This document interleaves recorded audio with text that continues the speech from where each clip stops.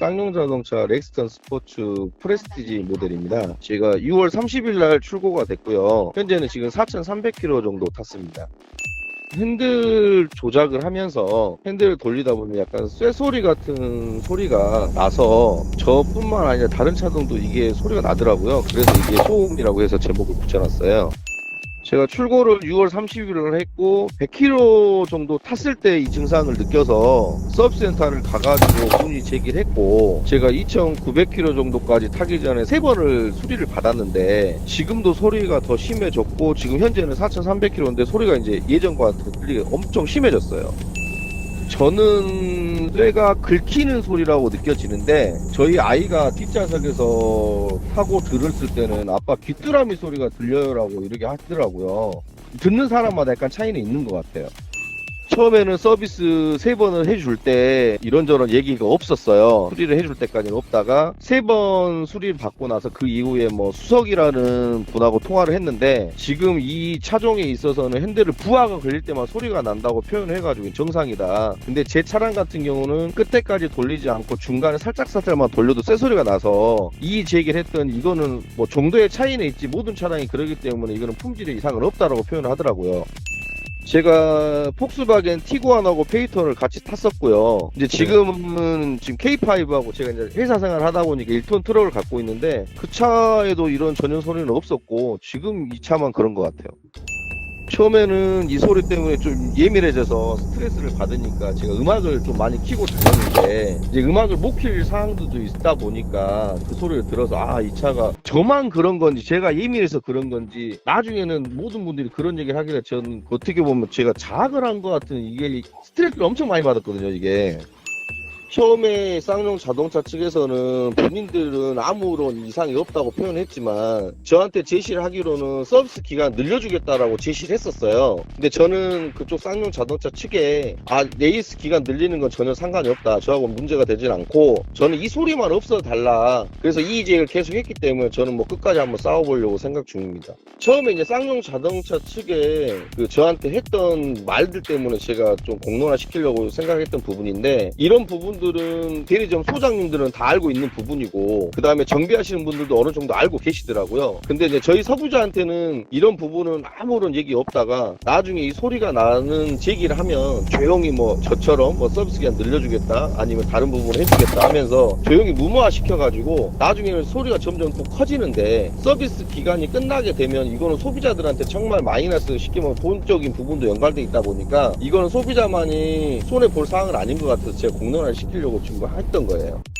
저희가 지금 쌍용 자동차 쪽에도 얘기를 했지만 대부분 렉스턴 스포츠를 구매하셔가지고 운행하시는 분들은 이 차가 정말 필요하고 좋아서 있는 분들이 대부분일 거예요. 저 같은 경우는 캠핑 때문에 이 차를 구입을 했는데, 이거를 어찌됐든 간에 이 소리나 이런 것들까지 감안할 수 있었다면 저는 샀을 거예요. 그대로 샀을 건데, 저희한테 무조건 소비자 입장의 책임으로만 돌리다 보니까 정말 이건 아니고 쌍용 자동차가 좀 더 커가려면 이런 부분 AS도 충분히 해야 되지 않나라고 생각이 들거든요. 저는 그것뿐입니다. 이것만 수리가 된다면 저는 이건 뭐 끝까지 뭐 탈 계획이기 때문에 그러기만 바랄 뿐이죠. 아우디 A6 2020년식 가솔린 모델이요. 2019년 12월에 출고했고요. 현재 6,000km 조금 안 됐어요. 스마트 키를 가지고 있는 상태에서 문을 열면 문이 원래 열리잖아요. 근데 갖고 있는데도 문이 안 열리고 내 쪽 다 안 열리고 리모컨을 가방에서 찾아가지고 버튼을 눌러야지만 문이 열리는 상태예요. 차 출고하고 한 3개월 정도 후에 바로 이렇게 증상이 나왔어요.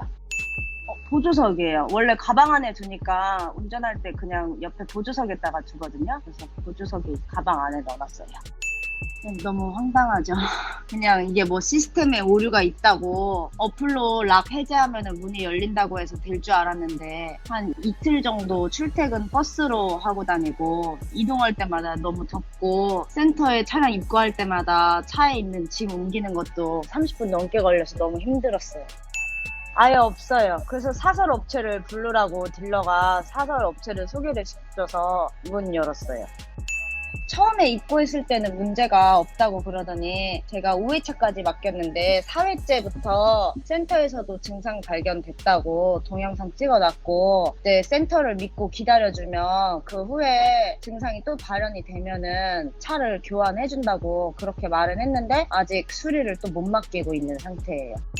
지금까지 입고는 5번 했고요. 그 사이에도 또 증상이 발현했는데 센터에서 교환해줄 테니까 믿고 기다려달라고 말씀 주셔서 기다리면은 교환이 왜 되는지에 대해서 설명은 못 들은 상태예요. 그리고 지금 코로나 때문에 제 차를 입고할 때 그 대행업체 부를 때 마스크 꼭 쓰고 비닐 같은 걸 잘 깔아달라고 센터에 전달을 드렸는데 그런 것도 하나도 안 돼 있었고 제가 블랙박스를 빼지 말고 진행을 해달라고 했는데 차에 무슨 결함을 확인할 수가 없어서 블랙박스를 빼야 된다고 해서 뺐는데 그렇게 했는데도 고치지를 못한 상태고 그 다음에 처음에 차 입고했을 때는 차를 갖고 오셨는데 안에 C가잭이 빠져 있었어요. 컵홀더 쪽에. 지금 동영상 찍은 걸로는 한 10번 정도 되고요. 안 찍은 것까지 합치면은 거의 40-50번 정도는 돼요. 어차피 본사 테크니션 팀이 와도 정확한 원인도 모르고 이게 간헐적으로 발생하는 부분이라서 분명히 자기가 봤을 때는 다시 증상이 발현이 될 거라고 그러니까 하자제발 통보서를 작성하고 수리를 또 맡기면 교환을 받을 수 있을 것이니까 본인이 최대한 도와준다고 믿고 기다리라고 하셔서 지금 기다리고만 있어요. 근데 센터에서 믿으라고 하니까 속는셈 치고 믿고 하려고 하는데 저도 100% 확신이 없고 센터에서 나중에 또 다른 뭐 문제가 발생했을 때 계속 기다리라는 식으로만 하고 계속 일을 미루고 있으니까 진짜 교환이 안 될 때를 대비해서 저도 준비를 해야겠다고 생각해서 제보를 드린 거예요. 이게 차가 그냥 한두 푼짜리가 아니잖아요. 막말로 7천만 원짜리인데 차 팔았으니 뭐 그냥 알아서 네가 해라. 원인을 찾아라. 이거 확실히 고칠 때까지는 내가 수리해주겠다. 이렇게 그냥 책임감 없는 말만 하는데 문제가 발생되면 그냥 무조건 이상 없다고 하지 말고 원인을 똑바로 찾아서 고쳐주던지 환불을 해주던지 뭐든지 일 처리를 좀 빨리빨리 좀 해줬으면 좋겠어요. 2세대 페이스리프트된 저희 K5 하이브리드거든요. 2019년 6월 14일에 등록이 됐고요. 지금 누적거리가 한 32,000km 정도 되었습니다. 천장에 헤드라이닝 소음부터 해서 일단 변속기 충격이 조금씩 오기 시작을 한 상태였습니다. 원래 어떤 작업을 하기 위해서 제조사 측에서 어떻게 정비가 진행이 된다라고 설명이 있어야 되는데 그 헤드라이닝 교체할 때 거기에 대한 설명이 없었거든요. 그래서 저는 앞전에 타던 이 차량 중에서 헤드라이닝 교체 경험이 있어서 그 차들이 보면 그냥 일반적으로 문을 열어서 교체할 헤드라이닝을 그 사이로 놓고 빼서 이렇게 작업하는 걸 봤는데 저는 그렇거냐고 생각을 했었는데 지나가면서 보니까 뒷유리가 다 뜯어져 있는 상태였어요. 그래가지고 뒷유리도 뜯어져 있고 그 다음에 제일 놀라운 거는 나중에 다 교체를 하고 나서 설명을 듣는데 도장면이 까져 있더라고요. 그래서 도장면 까진 것까지도 이미 거기서 다 처리를 해가지고 이렇게 처리를 했습니다라고 설명해 주는 상황에 대해서 너무 좀 충격이었습니다. 좀.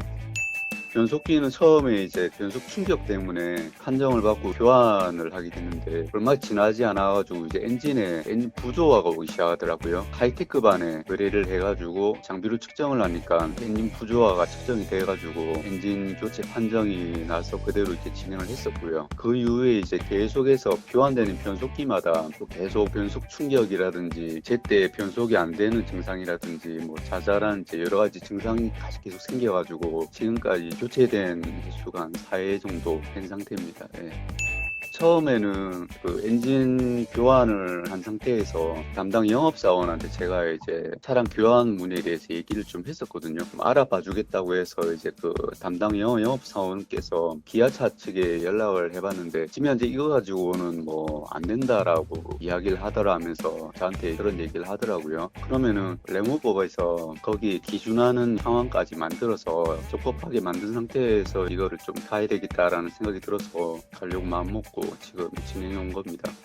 일단은 뭐 레몬법도 중대하자 몇 회, 일반하자 몇 회 해가지고 공표를 했지만 더 중요한 거는 소비자분들이 그 레몬법이라는 게 어떤 식으로 이제 진행이 되어야 된다라는 사실을 모르는 것 같기도 하고요. 하자 재발 통보도 사실은 제가 본 사이트에 들어가서 제가 하자 재발 통보라는 거를 알게 됐습니다. 그래가지고 그 부분에 대해서 제가 이제 중재를 한 상태에서 그 연구원이라는 분이 이제 연락이 와가지고 하는 말이 하자 재발 통보를 했냐고 이제 물어보더라고요. 그래서 제가 서비스를 제조사에서 모든 걸 다 하고 있기 때문에 거기에 대한 데이터를 제조사에서 다 가지고 있기 때문에 그걸 굳이 우리 소비자가 할 필요가 있나, 걔네들이 몇 회를 시행을 했고 어떤 부분에 대해서 수리를 했고라는 그 자체 데이터가 날짜별로 이렇게 다 나와 있을 텐데 그거를 왜 굳이 우리가 말을 해야 되느냐, 말을 안 했다고 해서 이게 각하가 되고 그런 식으로 되면은 이게 레몬법이 무슨 중재가 되느냐. 그래서 이제 그 부분에 대해서 좀 그런 허술함이 좀 느껴졌고요. 그 다음에 이제 계속 진행을 하다 보니까 법적으로 중재위원회에서 결정된 사항은 법적으로 효력을 가지기 때문에 이 부분에 대해서 다시 소송을 할 수가 없다라고 이렇게 명시를 하더라고요. 그래서 어떻게 보면 제조사에게 이걸 또 특권을 준 것 같은 그런 느낌이고요. 좀 사기 같은 허울뿐 제도 같다라는 생각이 좀 많이 들었습니다. 레몬법에 대해서 국민들이 어떻게 진행이 돼야 된다는 것을 좀 자세히 알렸으면 좋겠다라는 생각이 좀 있고요. 이제 하자 재발 통보라고 하는 것 부분하고 중재위원회에 대한 것하고 중재위원회에서 내린 결정은 소송을 할 수 없다라는 이런 부분에 대해서 조금 소비자들이 잘 알았으면 하는 바람에서 이제 이렇게 공론하게 되었습니다. 정차할 때마다 심한 진동이 생긴다는 중대한 결함이 이슈가 되는데도 인기 모델들의 인기가 계속해서 유지되는 적당히 지저대다가 알아서 조용해질 겁니다.